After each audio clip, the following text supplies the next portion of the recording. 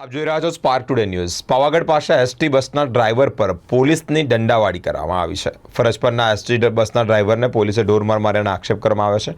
સલીમ અબ્દુલ ગાંચી નામના એસટી બસના ડ્રાઈવરે પોલીસને માર માર્યાનો આક્ષેપ કરવામાં આવ્યો છે। પાવાગઢ વડાતળાવ પાસેનો આ બનાવ છે, જેમાં એસટી બસના ડ્રાઈવરને પગના ભાગે ગંભીર ઇજાઓ થઈ છે। ઇજાગ્રસ્ત એસટી બસના ડ્રાઈવરને ગોધરા સિવિલ હોસ્પિટલ ખાતે ખસેડવામાં આવ્યા છે।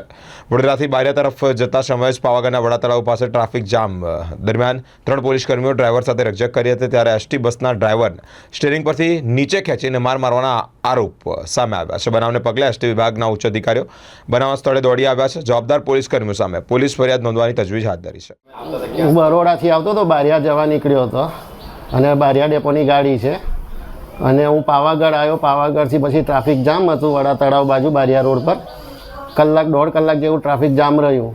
એમાં 1 ફૂટ 1 મિનિટ 1 વેચ જેટલું ગાડી ખસે, ટ્રાફિક જામ હતું એટલું બધું। એટલામાં પોલીસવાળા હતા કે આગળ લે તમે એટલું કીધું કે સાહેબ આગળ તો ગાડી છે, હું ક્યાં રીતના લઉં, એમ ઠોકી દઉં એમને। તો પછી એ તો કે તું બહુ બોલે છે, આમ છે તેમ છે, તારા સાહેબનો નંબર આલ, તારા સાહેબને ફોન કરું છું, મારું કશું નહીં બગાડે એમ। પછી તો મારે દરવાજો ખોલીને એ લોકો ડાયરેક્ટ ઉપર ચડી ગયા, મને નીચે દકડી દીધો, પાડી દીધો, તું બહુ બોલે છે એમ કરીને સાહેબ। 3 પોલીસવાળા હતા અને પછી નીચે ઉતારીને મને લાકડિયાના દંડાને એમ માર્યા છે સાહેબ। હા, સિવિલ ડ્રેસમાં હતા, પોલીસવાળા હતા, સિવિલ ડ્રેસમાં હતા સાહેબ।